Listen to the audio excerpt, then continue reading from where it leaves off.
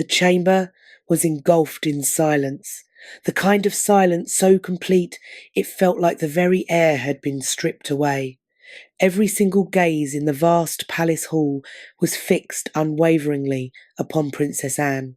Yet it was not her upright stance, nor the regal composure that had been cultivated over decades of duty, that held them all captive. It was the unbearable weight of what she was about to disclose. Picture yourself standing at the very heart of the royal household, listening to words that would not just ripple but entirely reshape the destiny of a kingdom in the span of a heartbeat. King Charles, frail and fading on his deathbed, had voiced a final request that shattered every expectation, dismissed traditions carefully upheld for generations, and left more than one member of the royal family reeling in disbelief. His message was stark in its clarity, devastating in its impact. Prince William was to ascend to the throne without delay, disregarding every protocol, while Prince Harry was left with nothing, no path forward, no role in the future, no chance at regency, only the harsh and unforgiving reality of complete exclusion. Have you ever considered the possibility of being told that the entire trajectory of your life, every aspiration you nurtured, every role you believed awaited you, had been suddenly and irrevocably shut down? That was precisely the fate that befell Harry. In one moment, he was still a prince, with the promise of influence, a man positioned to stand alongside his elder brother and perhaps guide the monarchy's future course. In the very next, he became an outsider, forced to stand by helplessly as the crown slipped past him, settling upon William alone. The weight of that realization is difficult to exaggerate. It was not merely disappointment, it was shock, bewilderment, a grief that does not erupt outwardly, but sinks deep, quietly wounding the soul. Princess Anne, ever pragmatic and unsparing, was the chosen messenger. She carried the king's final command to the family, and ultimately to the world, leaving behind her a silence so heavy it seemed carved in stone.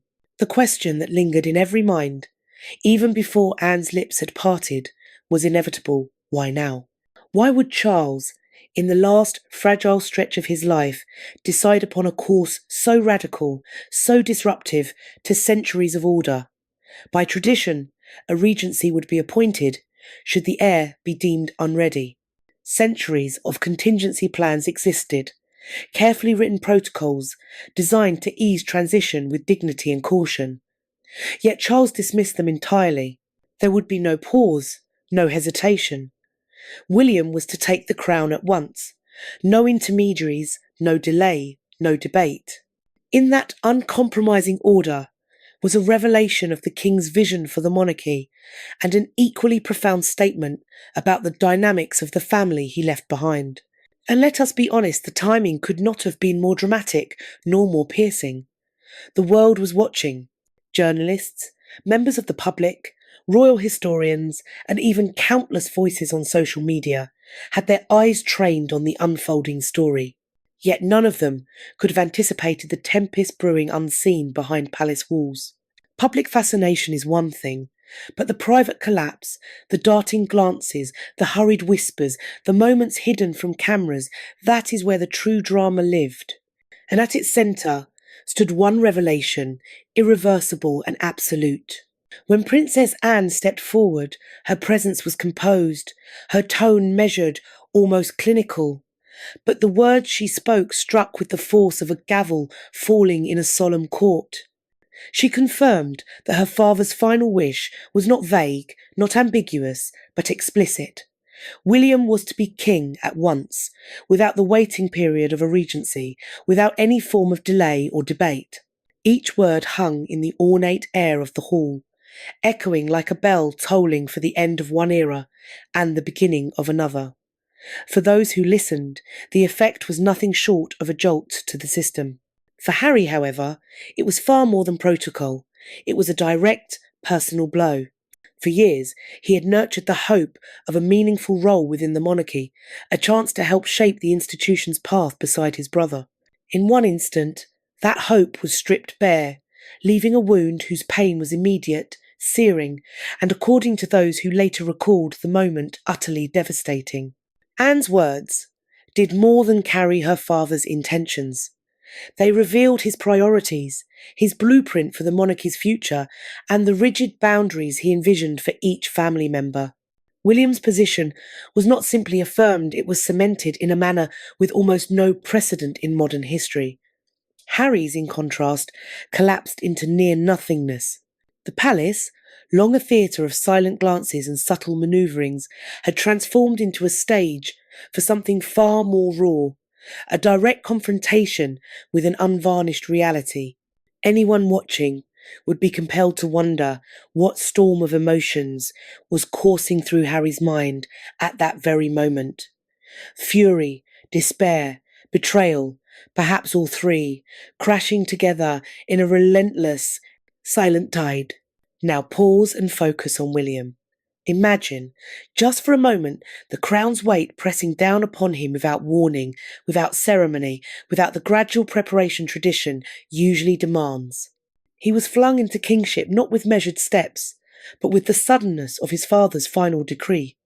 The emotional gravity of such a responsibility defies description. And yet, William had no choice but to stand tall, to project confidence and capability, even as he felt the shockwaves of his father's decision ripple through the family around him. Behind his outward calm, there must have churned a storm of doubt, the pressing weight of expectation, and the immovable burden of history. Harry, in contrast, now stared down an entirely different reality. For years he had lived suspended on a tightrope, balancing the pull of personal ambition with loyalty to his family and the unrelenting scrutiny of the public. That tightrope had been cut clean through. His future, as a figure of significance within the monarchy, had been severed. Every potential path, every possible role, every imagined influence gone in an instant. And this was never just about a title. It was about something deeper. Identity, belonging, and purpose itself. For a man whose life had been relentlessly examined, every step dissected by both public and media, this moment embodied a loss that was not only personal but also profoundly visible. Why had Charles chosen to act now? Why not allow William's rise to follow the long-established path? The answer lay in the king's relentless pursuit of stability, clarity, and the legacy he sought to preserve. By ensuring William's immediate ascension, Charles eliminated ambiguity, smothered debate, and carved into stone a seamless succession. The decision was sharp, perhaps merciless, but undeniably strategic.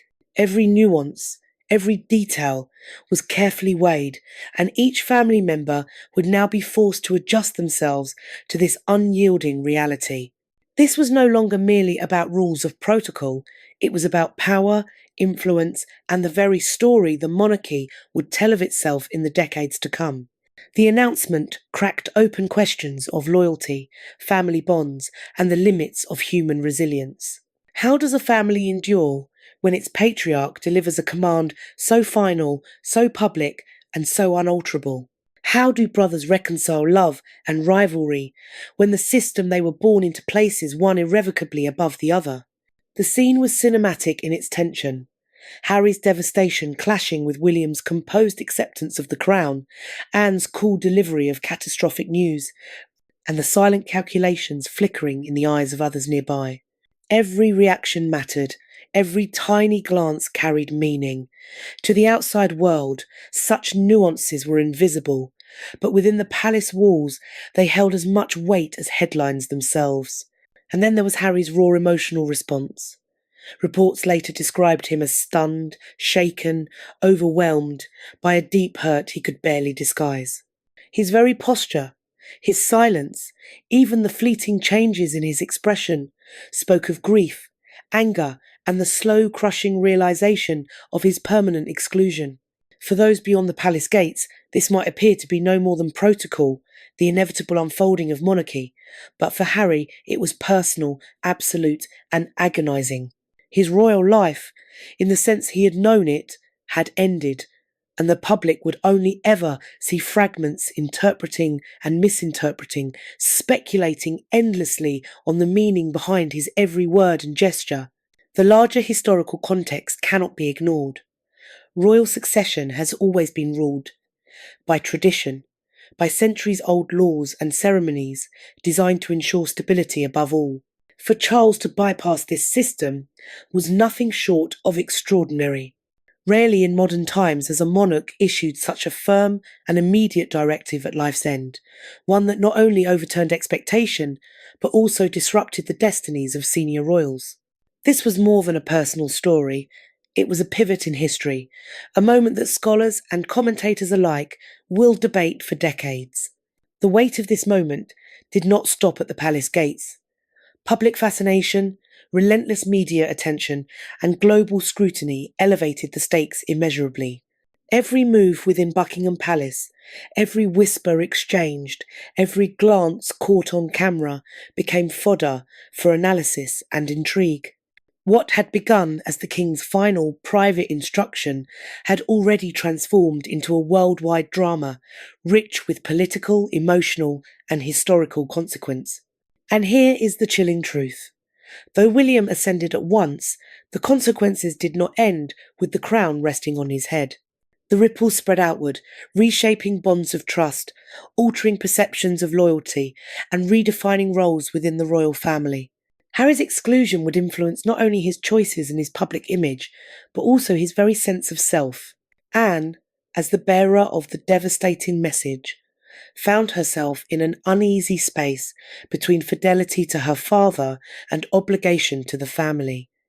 Every word, every gesture, every choice from this moment on would be defined by the king's final command. As we begin to peel back the layers of this story, the sudden rise of William, the grave announcement by Anne, and the crushing impact upon Harry, one must ask, how can a single decision, uttered in the most fragile hours of life, hold the power to reshape not only a monarchy, but a family and a public narrative all at once? And more urgently, what lies ahead for Harry, for William, and for the monarchy itself? The answers, as history will show, are as dramatic, as heartbreaking, and as complex as the very walls of the palace can contain.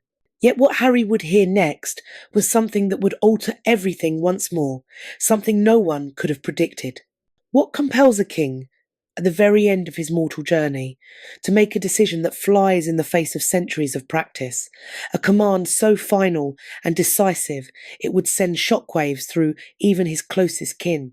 That is the question beating at the heart of King Charles's last choice.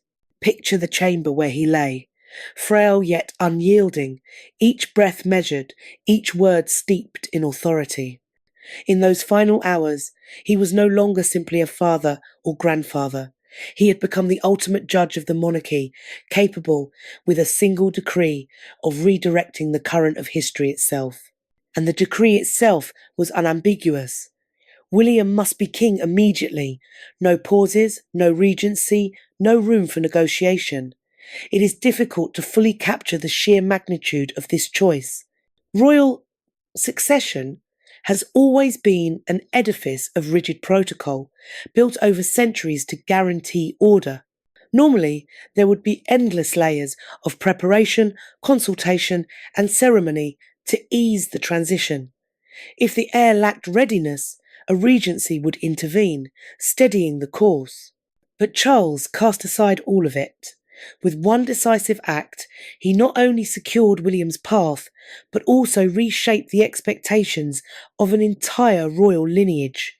Imagine standing within that room, the air so taut it felt as if it might snap, every breath measured and every heartbeat amplified as those present tried to absorb the enormity of the words being spoken.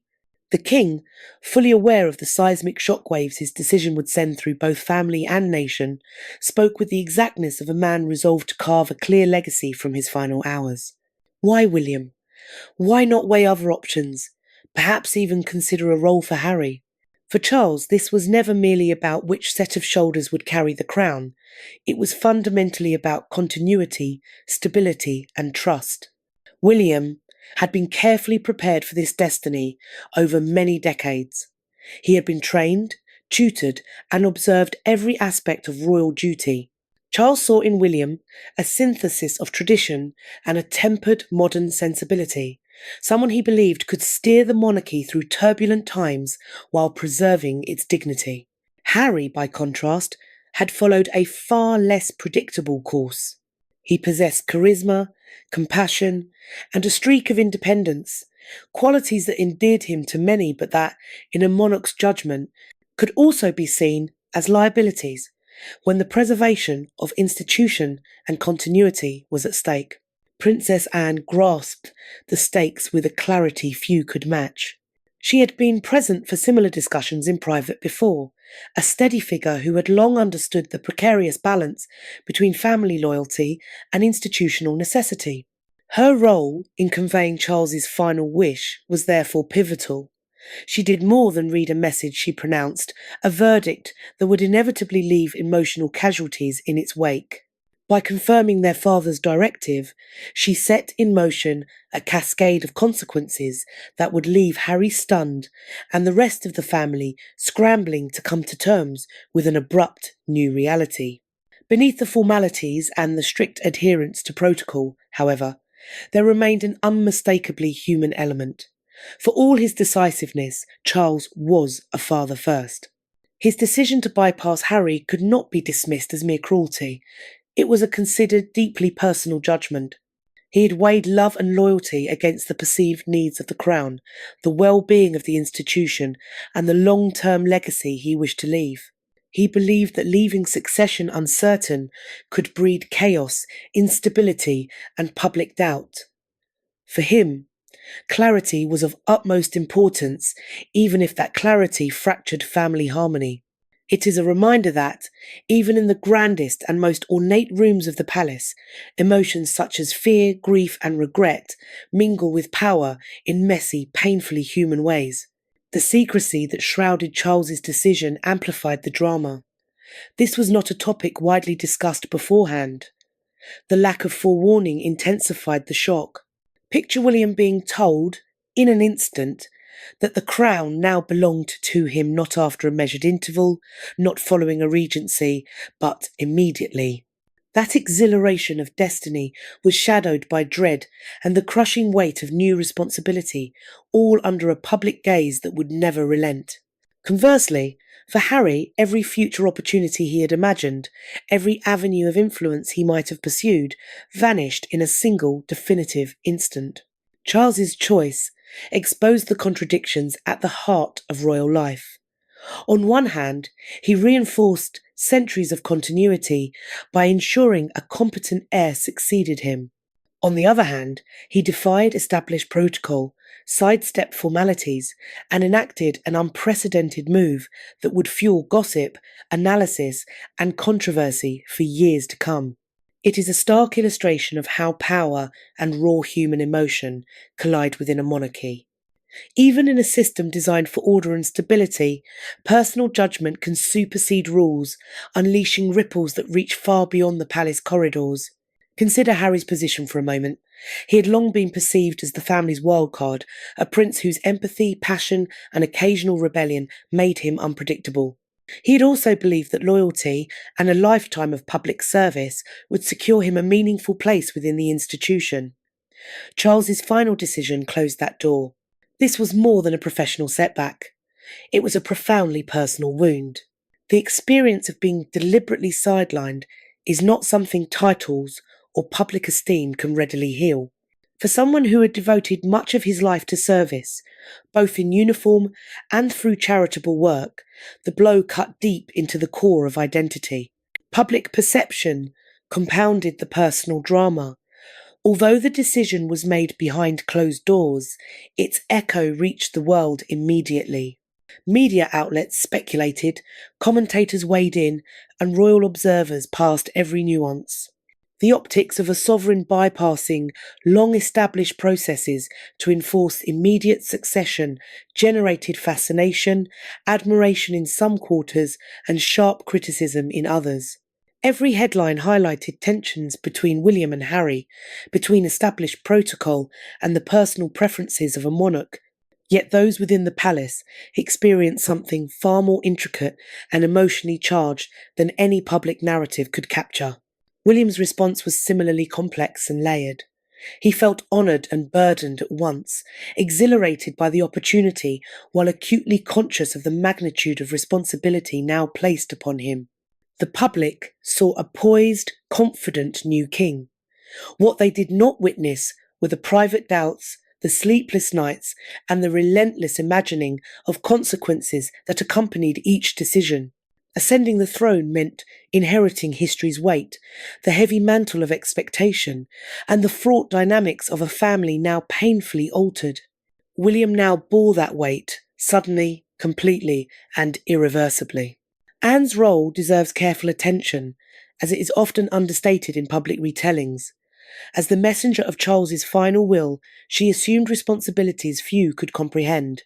Her delivery was measured, precise, and utterly clear, yet behind that clarity lay an emotional complexity she had to manage.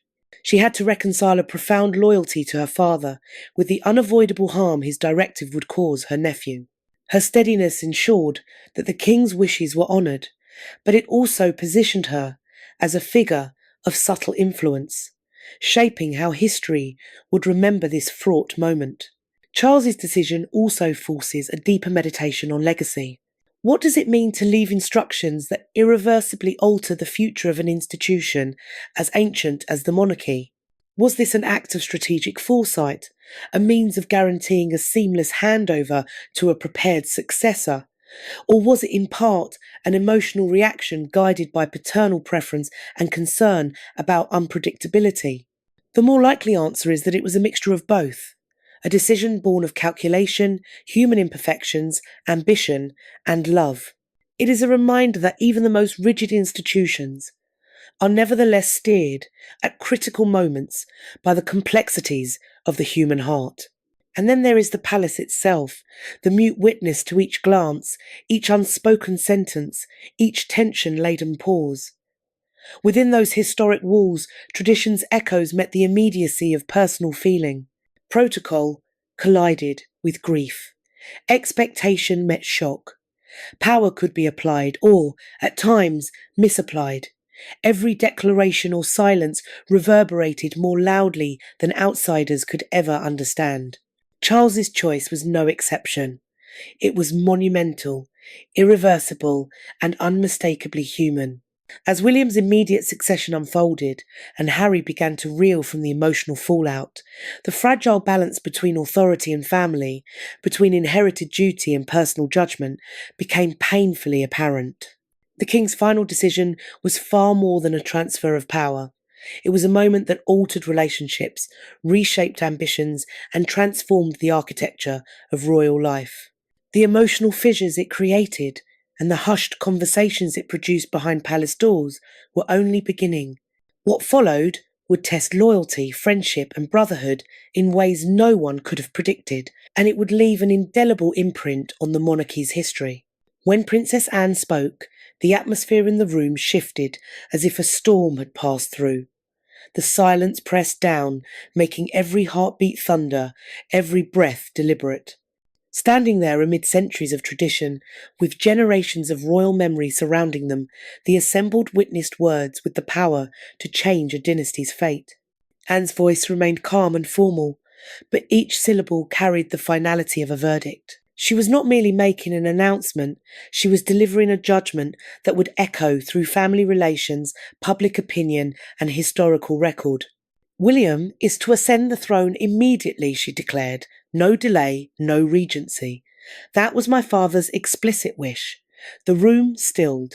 Some blinked quickly, trying to process what they had heard.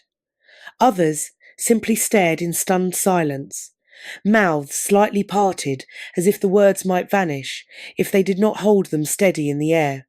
In an instant, a ripple of comprehension flowed through the gathered. The king's instructions left no room for interpretation, and for Harry the blow was devastating. Anne knew the stakes intimately. She had been a confidant in family matters for years and understood the fragile balance between duty and emotion, yet even she felt the enormity of what she was doing. Reading those words was not a perfunctory act. It was the act of setting the family, the monarchy, and the realm on a new course. Every glance Anne exchanged, and every carefully measured inflection in her voice, were deliberate efforts to convey unambiguous clarity without inflaming the situation. Still, the emotional harm could not be avoided. Harry's reaction was instant and raw. Insider accounts described a mixture of shock, disbelief, and profound hurt. Picture being told, in the hushed intimacy of a moment of grief, that your expected future, your role, your relevance, your place in history had been suddenly declared off limits. This was not mere disappointment. It was a visceral, almost corporeal pain. Though he restrained his outward expression, the turmoil inside him was unmistakable. The absence of a transitional period or gradual adjustment made the blow all the more acute. One moment the institution was uncertain, the next it had been decided. William was king. Harry's path was effectively closed, reduced to non-existence in any official capacity.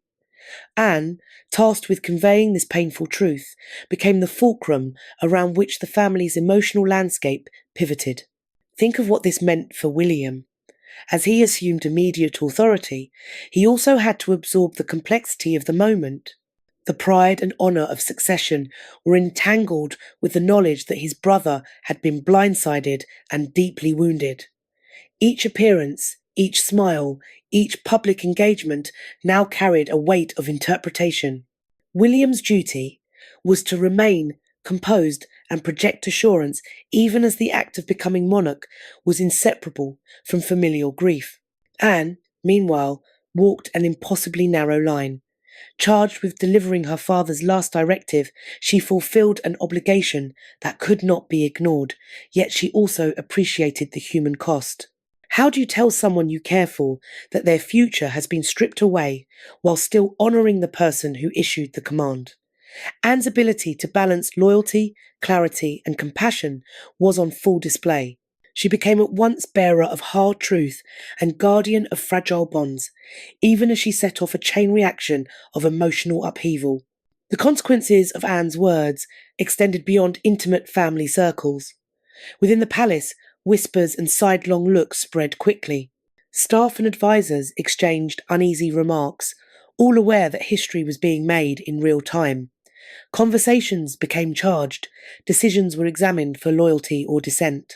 Anne's pronouncement altered not only family interactions, but also palace operations, public messaging, and media narratives, ensuring that the fallout would be broad and long-lasting. Harry, meanwhile, was absorbing the stark reality of exclusion. For many years, he had balanced a delicate and precarious line between public service, private ambition, and the heavy expectations of family duty. Now, that fragile line had been severed. The psychological impact of discovering that one's place in the family hierarchy has been definitively erased is profound and far-reaching. There was grief, certainly, but also a deep, simmering disbelief, an undercurrent of anger, and a sharp sense of betrayal. How could a father's final directive, intended to secure the future stability of the monarchy, simultaneously estrange and marginalise a beloved son? The tension between solemn duty and raw personal feeling was almost unbearable to witness. Anne's participation in that instant underscored an ironic truth about life within the royal institution. Those who appear merely ceremonial can exercise enormous and lasting influence. Her words did far more than confirm a wish. They shaped public perception, controlled the emerging narrative, and set behavioural boundaries that would guide conduct for years to come. By delivering the king's instruction, she stepped into the roles of both chronicler and judge, helping to determine how this pivotal moment would be recorded by history. Every detail of her delivery, from the cadence of her voice to the precise timing of each phrase, was calculated and deliberate. Even so, no degree of care could erase the human cost embedded within the message. From the outside, the announcement would be dressed up as a seamless succession, a demonstration of decisive leadership by the late monarch. Yet behind closed doors, The human story was messier, far more complicated. Harry's stunned silence, William's tightly held composure, and Anne's measured articulation combined to form a tableau of conflicting loyalties, obligation, and poignant emotional complexity. The contrast between the tidy public narrative and the raw private reality was stark, and it served as a vivid illustration of the unique pressures that accompany life at the apex of royal duty. Moreover, the revelation raised urgent questions about the intersection of obligation, affection, and individual judgment. The King's command had been issued in the name of stability and seamless continuity, yet it exposed the limits of paternal authority and the sacrifices family members were expected to endure. Anne's careful delivery displayed the art of honouring both instruction and relationship, while simultaneously exposing the fractures that occur when institutional power collides with human feeling. For Harry, the announcement was not merely a disappointment, it was transformative in its consequences. His expectations, ambitions, and sense of self were recalibrated in an instant. The realization that he was to be permanently excluded from any substantive role in the monarchy demanded a fundamental reckoning. How does one redefine purpose when the path one has prepared for, envisioned, and believed in is abruptly erased? How does one absorb the emotional fallout of exclusion from an institution that has provided public identity, family legacy, and historical meaning? Such questions are heavy, and the answers are rarely straightforward. Anne's composure offered clarity, but clarity, in this context, could also feel cold and final. The instruction was unequivocal. William would reign, Harry would be sidelined, and the monarchy would advance according to the late king's explicit wishes. There would be no delay, no room for ambiguity, and no opportunity for negotiation or reconsideration. The immediacy of that command intensified the emotional stakes, leaving Harry to confront the reality of exclusion and to face the ripple effects it would have on his relationships, self-image, and public standing. Yet Anne's role was more than the function of a messenger. By voicing the king's intent, she became an active participant in a historic moment, a witness to a turning point that would shape the institution for years to come. Her actions guaranteed that Charles's final instruction was enacted with precision, but they also illuminated the complex interplay between family loyalty, institutional duty, and personal emotion, a balancing act that is rarely visible to the public, but essential to understanding the human side of royal life. The announcement, composed and deliberate as it was, triggered an immediate chain reaction. It created friction between brothers, reshaped alliances and loyalties, and forced everyone present to confront uncomfortable truths about power, ambition, and the human cost of authority. What might have otherwise been a formal ceremonial transition became instead a raw and intimate drama, revealing vulnerabilities, suppressed ambitions, and private emotions normally shielded behind palace walls. As the family absorbed the shock, whispered conversations began to gather in the palace corridors. Staff and attendants speculated, senior advisors debated strategy, and every small gesture, sidelong glance, and hesitant phrase took on new significance. Harry's stunned silence became a focal point for speculation.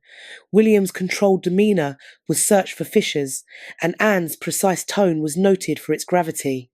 Each micro-reaction fed into a larger narrative, showing how deeply a single pronouncement could reverberate through an environment engineered for restraint and control. Nevertheless, despite Anne's controlled delivery, the human consequences only started to surface in the days that followed. How would Harry navigate the immediate and long-term implications of exclusion?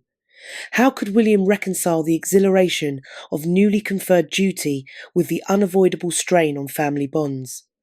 And how would Anne preserve her own equilibrium amid mounting scrutiny and emotional strain? Answers would emerge slowly, in private reckonings, public appearances, and in subtle behaviours that hinted at ongoing, unresolved conflict. The atmosphere in the palace remained taut, as if the very walls were holding their breath. Anne had spoken with measured dignity, but the emotional fallout was undeniable. The king's final wish had been converted from private instruction into public reality, a transformative event for the institution and a deeply personal blow for Harry. The consequences were vast, and their reverberations would be felt for weeks, for months, and for years after the moment it was declared. Just when some believed the initial shock had ebbed, a near imperceptible exchange occurred, a brief glance, a whisper, a tiny shift in posture that hinted at storms yet to come. Though the king's words had been uttered aloud, the hidden emotions and simmering tensions beneath the surface were far from resolved. What followed would test bonds of loyalty, patience, and brotherhood in ways none of them could have anticipated. The final wish had been delivered, but the true drama, the fractures, the loyalties strained, the secrets revealed, was only just beginning. Imagine being told, in the most private and grief-stricken moment of your life, that the future you had expected has been erased. That is exactly the position Harry found himself in the moment. Princess Anne confirmed the late king's explicit wish. The weight of those words, immediate succession, no regency, no delay, hit like a vast, unstoppable wave. For Harry, this was not merely the enforcement of protocol, it was the brutal realization that he had been officially excluded from the monarchy, that any potential influence, role, or standing he might have had was stripped away in a single breath. The room might have appeared outwardly composed, but within him a tempest raged. Harry's private struggle was complex and multi-layered. Outwardly, he had to maintain decorum. He was a prince, and the world expected a measured and restrained response. Internally, though, the emotional collision was intense. Shock, feelings of betrayal, overwhelming grief, deep frustration, and perhaps even a rising anger. Every future expectation he had held, every hope of sharing the burdens and privileges of royal responsibility with his brother, was suddenly nullified. Picture standing in a parent's final room, expecting counsel or even quiet reassurance, only to have the path ahead closed in that instant. It was an existential moment requiring total recalibration. There was also a profound element of disbelief. Harry had long understood the hierarchy of the institution. He had known that William, as the elder brother, would inherit the crown. Still, he had believed there would be a meaningful place for him within the structure. He had imagined championing causes, supporting charities, advising where he could, and having moments when his voice would matter. Now, all of that felt not simply impossible, but impossible to reconcile emotionally. The finality of exclusion was absolute, and its precision felt almost cruel. Grief and anger often exist together, and for Harry they were intertwined. The grief was deep and personal loss of influence, formal sidelining, a confrontation with the reality that a paternal wish, however thoughtful or rational in motive, had chosen one son over another. The anger was layered, aimed at circumstance, at family dynamics, at the rigidity of an institutional system that left few avenues for recourse. And still, Harry had to walk the difficult path of managing these raw emotions with composure, fully aware that any public display of pain or indignation would be dissected, judged, and magnified by countless observers. What intensified the struggle was its private character. Unlike William, whose role now demanded extensive public visibility, Harry's pain remained mostly invisible to the wider world. Cameras and bright lights do not capture private grief. Palace staff might notice, but the public could not. That isolation compounded his suffering. He faced a type of solitude in which friends outside the royal circle could sympathise, but few could truly understand the unique pressures he faced: constant media scrutiny, towering public expectation, and the demands of family loyalty. He was, in many ways, alone, even among advisors and staff, forced to reimagine identity and purpose in a way he had never before been required to do. The psychological toll was enormous. Harry's mind raced with competing possibilities. What did this mean for his role in public life? Could he forge a new path beyond the institution? Should he accept his diminished status and seek peace? Or should he contest the exclusion and push back? Each option carried cascading consequences, both private and public. Decisions would not only define his personal survival and sense of self, they would become part of a public narrative. The stakes were vast, and every choice would be amplified by the knowledge that millions of eyes were watching, waiting for a reaction that could never be entirely private. And yet, amid the turmoil, there were occasional glimpses of resilience. Harry had endured crises before personal scandals, intense public scrutiny, and relentless media pressure had tested him repeatedly over the years. He had learned how to withstand public censure, how to process deep pain privately, and how to act with discretion when the glare of attention became unbearable. Even so, this blow was of a different order. This was not merely external criticism or a temporary scandal. It was a fundamentally personal exclusion, authorised by his father's final wishes, conveyed through his own sister, and carried out with brutal, uncompromising clarity.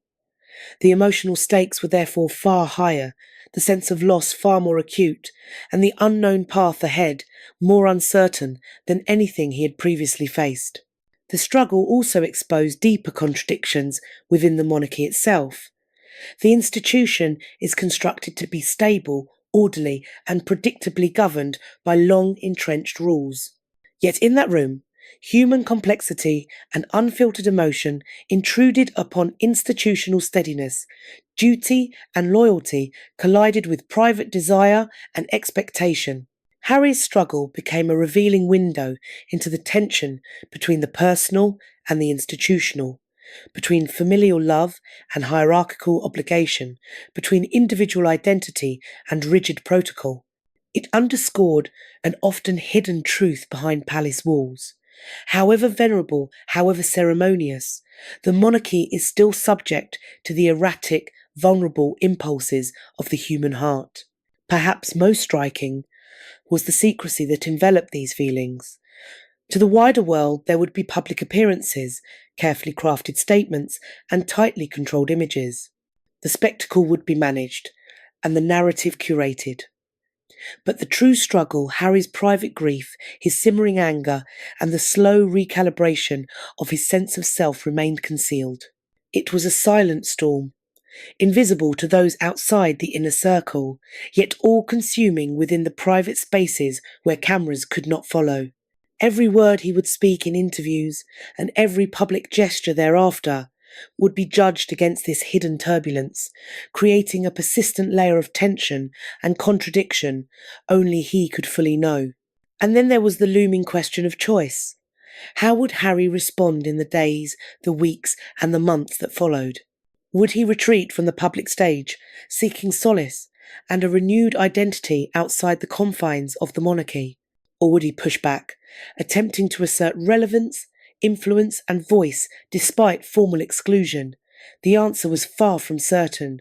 Each possible path carried its own risks, its own spotlight, and its own burden of scrutiny. The emotional calculus he faced was complex, demanding that he balance dignity, self-preservation, family loyalty, and public expectation in a situation where any move might have lasting and unpredictable consequences. Harry's private struggle was therefore both intensely personal and historically resonant. It was a rare moment in which human feeling collided head-on with institutional authority, where questions of identity, ambition, and loyalty were tested under extraordinary pressure. While commentators and the public would later analyse and interpret his reactions, the true experience remained raw, private, and uniquely his. The grief, the anger, the disbelief, and the quiet moments of reflection constituted a private narrative hidden beneath the public pageantry of monarchy. Yet, as Harry began to absorb the enormity of his exclusion, a new and unexpected development surfaced: a brief conversation, a curt gesture, a subtle interaction that suggested deeper tensions yet to reveal themselves. While he wrestled with personal loss, the institution did not stand still. The next move would challenge him, his family, and the monarchy in ways none of them could have predicted. Harry's ordeal had only just begun, and what followed would test him in ways that would leave lasting imprints on his identity, his relationships, and the evolving story of the modern monarchy. In an instant, the crown passed from father to son. William, the heir who had been prepared for this role over many years, became king in a single, decisive moment, not after months of preparation, not following a period of regency, but immediately. The scene was both exhilarating and daunting, a compressed mixture of triumph and immense responsibility. Imagine being expected to step into a lifetime of expectations practically overnight, knowing that every judgment, every action, and every apparent slip of the hand would be measured against history itself. William had been trained and educated for this destiny for decades, yet no amount of preparation could fully anticipate the emotional complexity of assuming the throne while the family around him grappled with shock, grief, and the sting of exclusion. The ceremony and the public demonstration of continuity were a study in contrasts. On the surface, the transition was seamless. Each detail, from the precise arrangement of ceremonial robes to the carefully choreographed positions of aides and officials, was executed with flawless adherence to tradition. Spectators inside the palace and across the world witnessed what appeared to be a composed and confident new monarch. Cameras recorded his steady gaze, restrained gestures, and the solemn nods that signalled gravitas. Every public movement conveyed a single message. This man was prepared, in control, and determined to honour his father's last wishes. Yet behind that polished performance, the emotional stakes were acute. William's joy was inevitably tempered by the knowledge that his brother had been sidelined. Harry's exclusion hovered in the background like an unspoken shadow, complicating smiles, handshakes, and every ceremonial flourish. How does one reconcile personal elation with empathy for a wounded sibling? How does one combine pride with the awareness of familial pain? William's composed exterior masked these complex feelings, though those closest could sense tension simmering under the formal surface. The burden of kingship is not merely ceremonial, it is profoundly relational, deeply emotional, and unmistakably human. Every advisor and palace staff member present recognised the historical significance of the moment. Succession had indeed occurred, but it had done so outside the typical procedural cadence. Charles had bypassed the usual option of a regency and insisted on immediate transfer of authority. The intent was to forestall ambiguity, debate, or potential contention. For witnesses in that intimate setting, the mix of time-honoured tradition and unprecedented immediacy produced a palpable strain. Every stare, every hushed exchange mattered, and amidst it all, William was expected to project calm, assurance, and composure as sovereign in public, even as private complexities continued to smoulder. A key feature of William's ascension was the uneasy interplay between duty and personal feeling. On one hand, he had attained the role for which he had been groomed. On the other hand, the abruptness and method of the ascension intensified the human dynamic. His brother was hurt. His sister had become the bearer of devastating news, and the extended family navigated a labyrinth of emotional nuance. Balancing these factors while upholding the dignity of the crown demanded political skill, emotional intelligence, and a keen sensitivity to human behaviour. William's initial public remarks were deliberately measured. They expressed respect for his father, acknowledged duty, and signalled a steady purpose. Each sentence was chosen to broadcast stability, leadership, and continuity. Yet beneath the public facade was an awareness that private consequences strained family ties, lingering emotional fallout, and the weight of historical examination would persist. Every decision, every public engagement, and every casual comment could be parsed for clues about how he was managing the intersection of family relationships and institutional responsibilities. The ascension also laid bare the growing contrast between William and Harry. While William assumed ultimate authority, Harry wrestled with a deeply felt exclusion. Public narratives might present the transfer as smooth and orderly, but the reality inside palace walls was more layered and fraught. Loyalty and rivalry, pride and sorrow, pride and resentment, all intertwined. A once uncomplicated brotherhood, formed by shared upbringing and youth, was now overlaid with tension, unspoken grievances, and unanswered questions of fairness.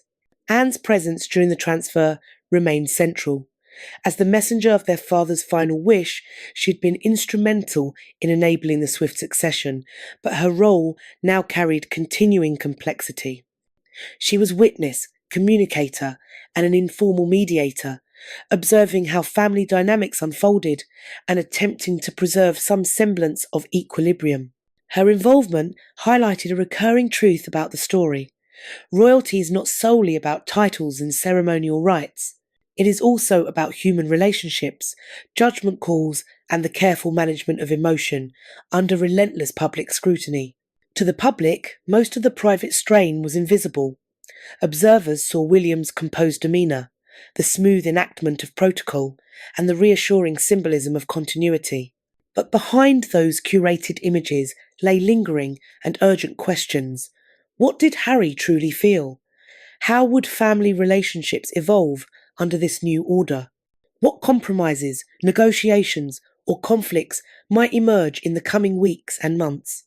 The contrast between public display and private reality illustrated the delicate balancing act that defines modern monarchy. Complicating matters further was the logistical and strategic response inside the palace. Advisors and senior royals had to adapt on the fly. Appointments, responsibilities, and public messaging required immediate decisions delivered with care. Moves that might otherwise have been considered and planned over months were compressed into hours, raising the stakes for everyone involved. William's emotional equilibrium under such pressure was notable. He assumed an exceptional authority at the same time he bore witness to his brother's private ordeal, understood his sister's fraught role as messenger, and felt the relentless weight of public attention. The paradox of the moment, private triumph, braided with familial difficulty, created tensions, imperceptible to casual observers, but profoundly felt by those present. Celebrating a lifetime achievement while standing in the shadow of a loved one's pain is an almost unbearable paradox that William now had to hold. The historical precedent added another layer of meaning. Although royal succession follows well-established rules, the immediacy of William's accession was unusual in recent memory. By precluding a regency, Charles had ensured clarity but also established a precedent. In exceptional circumstances, a monarch's final instruction could supersede long-standing procedural expectations. This was both a personal decision and a bold institutional statement about authority, vision, and the enduring power of the sovereign, even at life's end. That precedent, together with the emotional dynamics at play, produced a scene of near cinematic intensity. In the days following the succession, William's conduct would be watched for signs of internal discord, for subtle ways in which he managed family obligations, and for hints about the monarchy's future direction. Every gesture, every address, and every private exchange would be examined for meaning. The interaction of tradition, emotion, and publicity is uniquely charged in royal life, and William found himself at its centre. Despite the enormous pressure, in the public eye, the immediate transfer of authority was judged a success. William's composed bearing projected legitimacy, and the swift transition reinforced a sense of continuity. Yet beneath that facade, the tension lingered. The family had been altered in ways that could not be undone, and Harry's exclusion remained an unspoken but omnipresent fact. How durable that new equilibrium would be, and how the brothers might repair or widen the breach between them, were questions that only time would answer. Even seemingly small moments became weighted with significance. A glance during a meeting, a minimal gesture of acknowledgement, or a passing remark could be laden with multiple meanings. Every act had the potential either to heal or to inflame. William was obligated to navigate the twin roles of monarch and brother, public leader and private family member all at once. The emotional and symbolic stakes were monumental. As William adjusted to immediate rule, the broader ripple effects began to emerge. Advisors argued over strategy, staff crafted new public narratives, and Harry continued to grapple privately with the consequences of exclusion. Anne remained a careful presence, mediating where possible, observing where necessary, and attempting to maintain stability. Each person in the palace now played a part in a living, breathing drama that combined history, tradition, intimate emotion, and political calculation in ways few outsiders could fully comprehend. But what nobody had anticipated, not even William, was the slow, accumulating series of subtle confrontations, private reckonings, and quiet realignments that would follow in the weeks and months ahead. The ascension was merely the opening act. From that point on, every decision, every seemingly small interaction, and every public appearance carried the echo of that moment.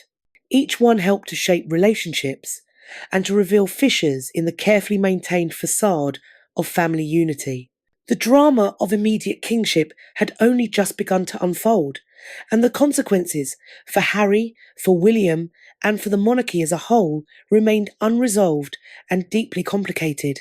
Royal protocol functions as its own language, a dense code of rules, traditions, and unspoken signals meant to preserve continuity, propriety, and institutional authority.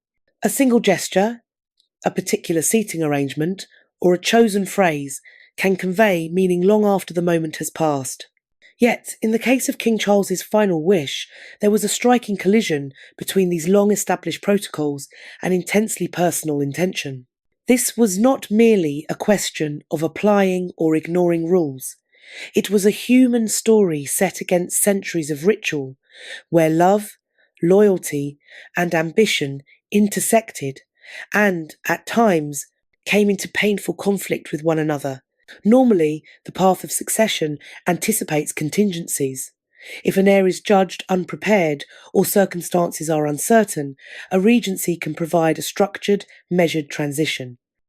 Advisors, senior royals, and Parliament usually play parts in coordinating a ceremonial and orderly shift of authority.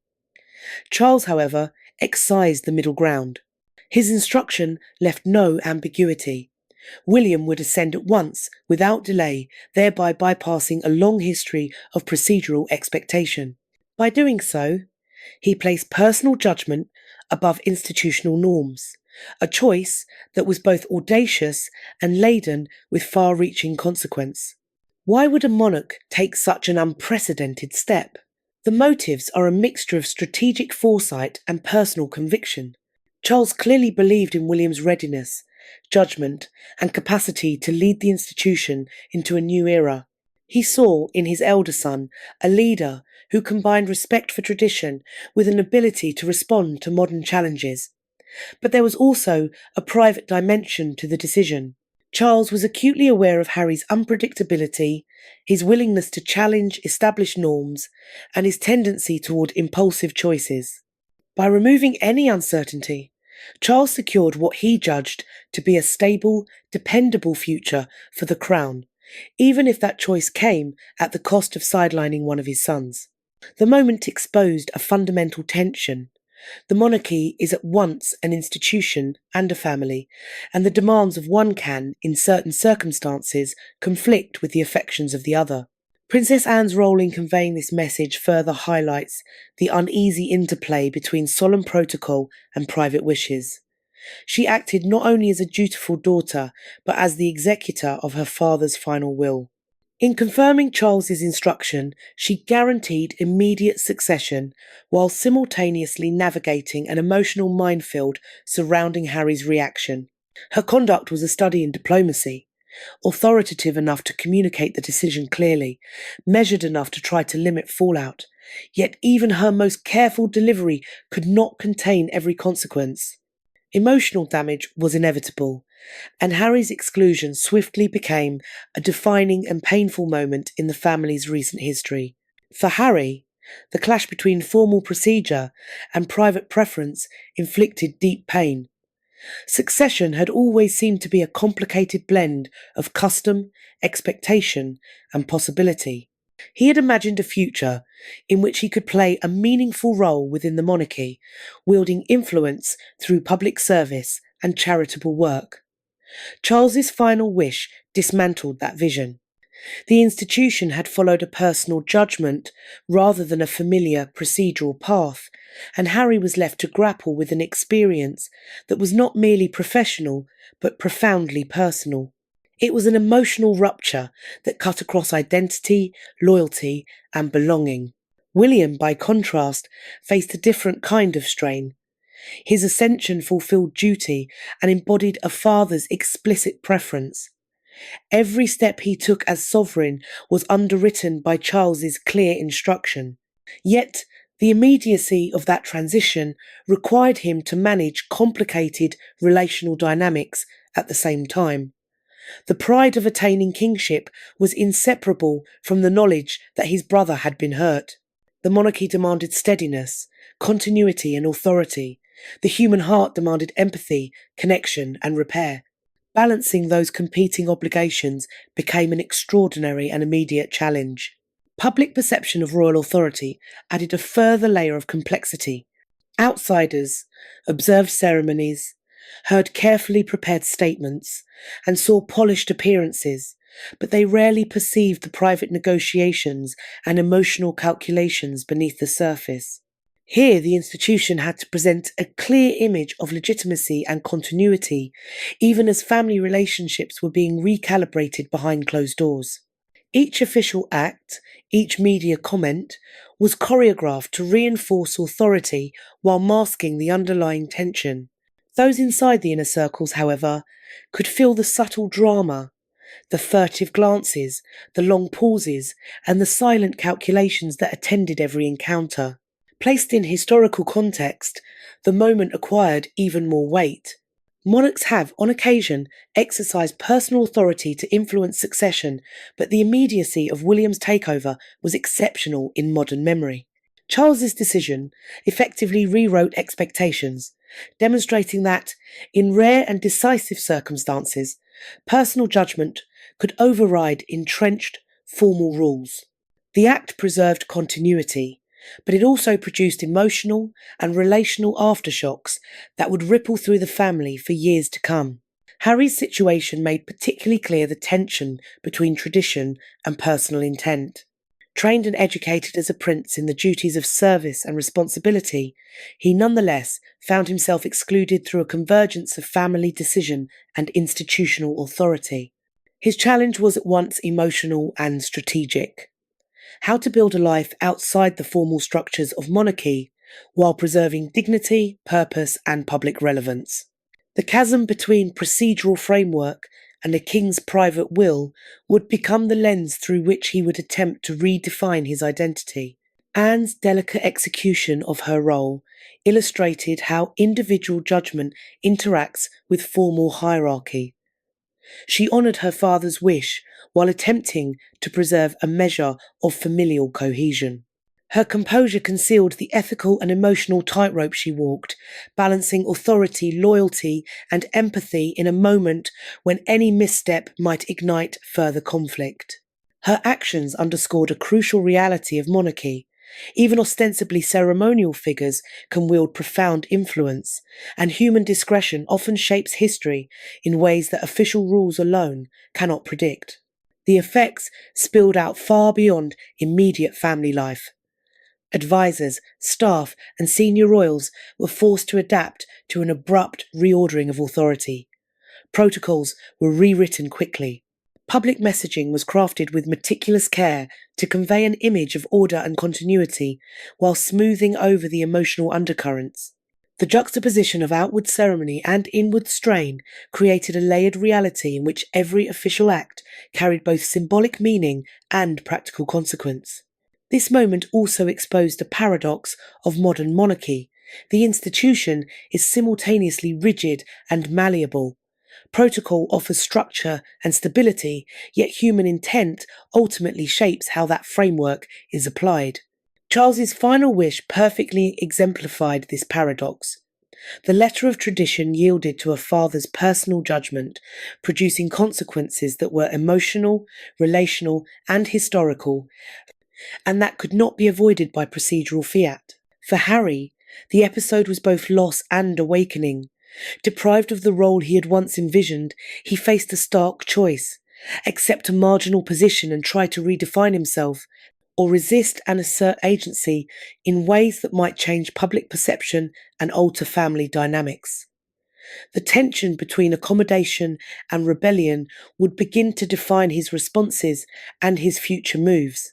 William's elevation, by contrast, represented both the realization of duty and a reaffirmation of paternal confidence. The immediate transition underscored the king's trust in him and reinforced continuity, yet the human dimension, the pain experienced by a brother, the mediation required of a sister, the private strategizing of advisers, remained a shadow over the ceremonial triumph. Each public smile and carefully chosen phrase was now suffused with the awareness of complex relational reality. While the public celebrated continuity, the private consequences quietly continued to unfold. The tension between Harry's exclusion, William's heavy new burden, and Anne's careful mediation produced dynamics invisible to the outside world, but acutely real within palace confines. The interplay between strict protocol and a monarch's private preference became the prism through which subsequent decisions would be viewed, shaping relationships, influencing public narratives, and altering the archive of historical memory. Yet just as the outward appearance of stability began to settle, whispers started to circulate subtle indications that the new order had not been accepted without reservation. Private conversations hinted at lingering resentment, unspoken doubts, and the possibility of future disputes that, while invisible to public view, could nonetheless reshape family dynamics in unpredictable ways. Protocol had been set aside to honour a father's final will, but the human heart does not always obey orders, and the events to come would reveal just how volatile the interplay of loyalty, ambition, and emotion could be. For Harry, the shift from private bereavement to intense public scrutiny was brutal. The world was not merely watching, it seemed to be waiting for signs of fracture. Every glance, every remark, every movement was passed for hints of hurt or defiance. Imagine being pulled into a spotlight at the most intimate moment of your life and discovering that millions of people were scrutinizing every reaction. That was Harry's reality as the monarchy adjusted to William's immediate accession. His first public appearances after the announcement were exercises in delicate balance. Smile too readily, and the gesture might be read as insincere. Remain too stony, and critics would accuse him of ingratitude or coldness. Each motion became a statement, every expression a potential headline. The weight of constant visibility is easily underestimated, but for someone wrestling with enforced exclusion, the stakes were enormous. How does one maintain dignity when private disappointment is simultaneously on display for global interpretation? The media, of course, thrived on ambiguity and contradiction. Headlines amplified speculation about strained family ties, alleged royal feuds, and carefully concealed resentments. Public moments were dissected. Absences were framed as deliberate affronts. Harry's challenge was to manage this intense scrutiny while he processed private grief, a task that demanded resilience, strategic thinking, and an extraordinary degree of emotional self-regulation. But the narrative did not end with public performances or tabloid conjecture. A more consequential and intimate drama began to unfold as Harry started to investigate apparent discrepancies in the legal record surrounding his mother's estate. The official will, long treated as the final legal document, began to show small inconsistencies when compared with personal letters and private notes. These irregularities suggested a deeper, more troubling possibility: that Diana's true intentions for her legacy, her property, and the role she had envisioned for her children might have been altered, suppressed, or otherwise misrecorded. What began as a personal desire to honour his mother evolved into a formal legal and investigatory effort. Harry pursued the truth with relentless purpose. The first task was to scrutinise the will, line by line, clause by clause. He and his legal team examined every sentence, every notation, and every signature. They compared the official instrument drafts, surviving annotations, and personal correspondence from Diana herself. The discrepancies they uncovered ranged from subtle word changes to omissions that, taken together, suggested a pattern that could not be easily dismissed. Frustration mounted as the legal challenges became apparent. Proving such discrepancies in court required not only careful documentary evidence, but also expert testimony, corroborating witnesses, and a painstaking reconstruction of events. The legal team issued formal requests for access to missing letters, drafts, and communications that might clarify Diana's intent. Those requests were met repeatedly with delays, vague explanations, and bureaucratic obstacles. Palace legal advisers, veterans of institutional defence, were adept at deflecting scrutiny through procedural manoeuvres. Yet Harry and his counsel persisted, understanding that time worked against the discovery of physical evidence and the recollection of potential witnesses. At the same time, Harry's team sought testimony from former aides and staff members who had worked closely with Diana. Signed statements and confidential recollections began to accumulate, offering contextual insight into her planning and her private intentions. When combined with documentary anomalies, these accounts started to form a body of evidence that suggested the official will might not fully reflect Diana's wishes. The legal battle that emerged was therefore not merely about estate administration. It became a personal quest to protect a legacy and to assert the truth of a mother's intentions against a powerful and entrenched institution. The emotional toll on Harry was enormous. Every meeting felt like a test of endurance, every formal request a confrontation, and every procedural hurdle a contest of wills. He had expected resistance, but nothing prepared him for the sheer scale of institutional control arrayed against him. Senior legal advisers warned of the risks: public fallout, reputational damage, and the possibility of personal attacks or character assassination. Still, he moved forward, propelled by a volatile mix of grief, anger, and an unshakable devotion to his mother's memory.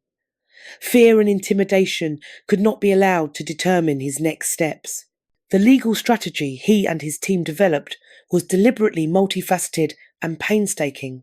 First, Harry sought to establish beyond doubt the authenticity and even the very existence of the missing letters and private notes.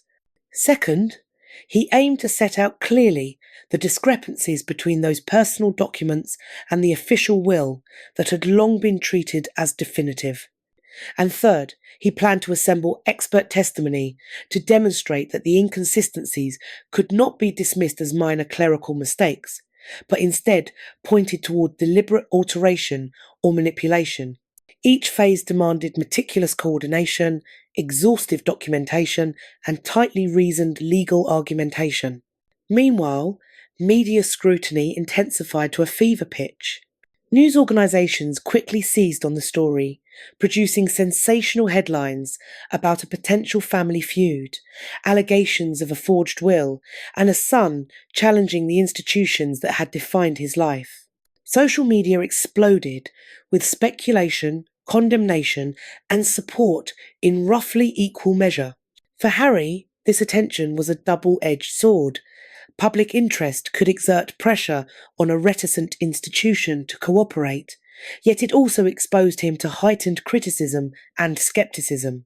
He had to navigate the precarious balance between pursuing legal remedies and managing the story in the court of public opinion. The initial filings in court set the terms of the contest. Harry's lawyers presented carefully compiled evidence of inconsistencies, catalogued missing material, and formally requested an independent forensic investigation. The judges approached the matter cautiously, fully aware of the sensitivities that surround royal estates and the overwhelming public interest in the outcome. Still, The submissions were persuasive enough to prompt formal examination, offering the first tangible signal that the legal system might be used to uncover truths that had been obscured for years. The palace and the wider family responded with a coordinated, methodical strategy of their own. Legal spokespeople issued statements stressing procedural regularity, adherence to established protocol, and the supposed completeness of the official will. They questioned whether recollections and anecdotal accounts could override the settled character of a formal legal document. The contrast was stark. On one side, a grieving son intent on revealing truth. On the other, an institution mobilised to protect legacy, reputation, and authority. Unbowed, Harry pressed on. He brought in forensic specialists to examine ink chemistry, paper composition, and handwriting characteristics in any surviving documents. Each anomaly, no matter how small, could be used to suggest that the official record did not fully represent Diana's true intentions. At the same time, Harry's team sought out former aides and close staffers, requesting statements under strict confidentiality arrangements. Those who had worked with his mother provided recollections about her intentions, the tone of her private correspondence, and the careful planning she had done for her son's futures. When combined with the documentary abnormalities, these testimonies began to form a coherent and increasingly compelling case that the will on file might not tell the whole story.